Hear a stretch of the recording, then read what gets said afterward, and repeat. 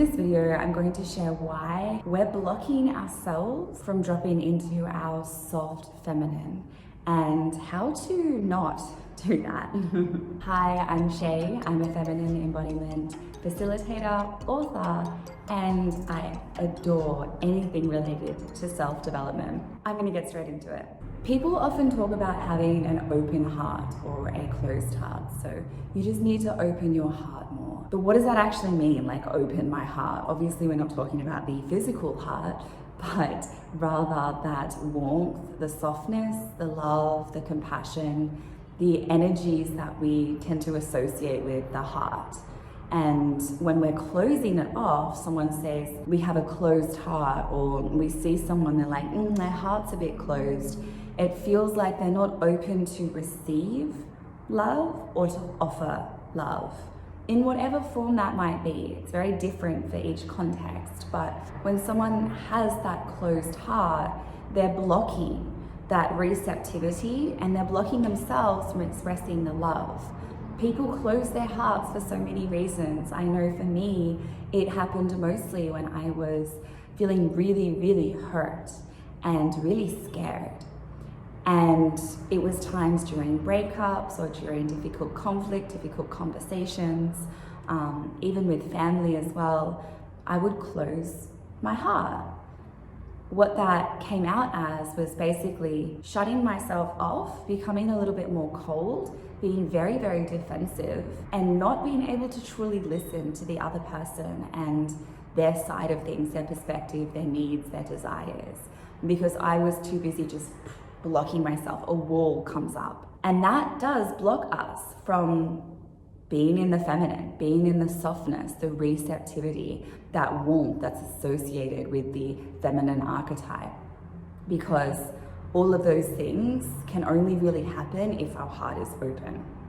Now, it's not to say that we should not protect ourselves. No, in my book, Grounded Goddess, I talk about 4 feminine archetypes, 4 goddess archetypes that really express different energies of the feminine. So not just sensual and soft and sweet and intuitive, but also like the warrior energy, which is the Durga energy. And that's being able to clearly set boundaries, say no, speak your truth. But you can do all of that with an open heart.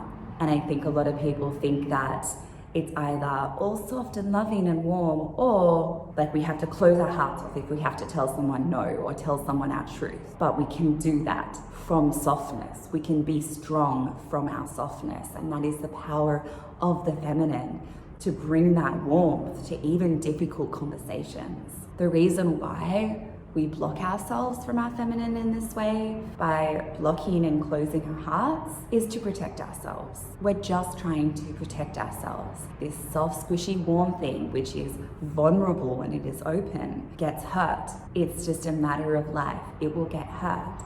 And if we've got hurt enough, we have that imprint enough, we've learned that by closing our hearts, we might not get hurt. I don't think that's true.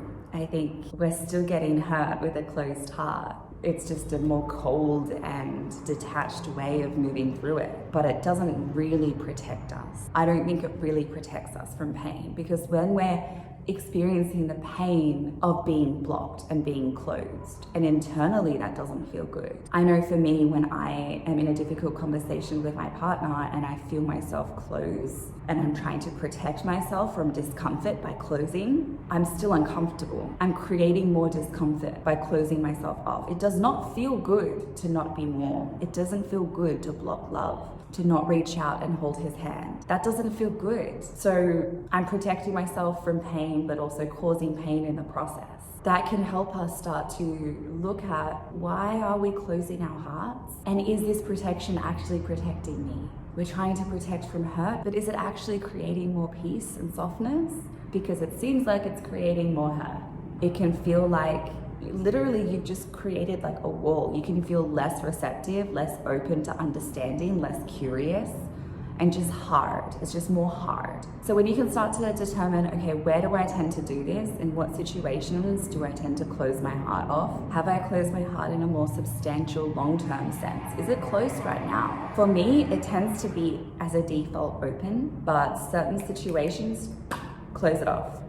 And when I start to learn, okay, these are where my triggers are, this is why my self-protection kicks in, this is what tends to happen at this moment, then I have more understanding so that I can actually choose, not out of a reaction to close my heart, but to choose what energy I want to be in. Because it's not a choice when I'm reactively closing my heart. It's a triggered response. And I want to have the choice of how I move through things. And I actually want to move through all of the things with an open heart, with an understanding heart, with compassion, with softness, and still strength with all of that. Actually, it is from deep compassion and warmth and love that we know our truth and that we can express our truth and set boundaries. We love ourselves and respect ourselves so much that we're setting boundaries.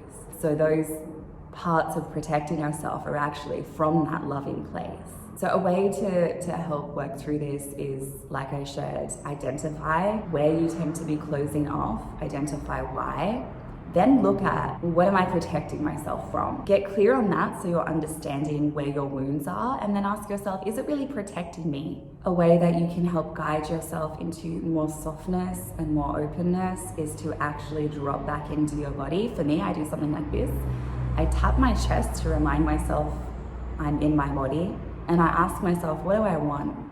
And if I'm in a conversation with my partner where all I'm seeking is peace and harmony and love, then I go, okay, what do I want? I want this.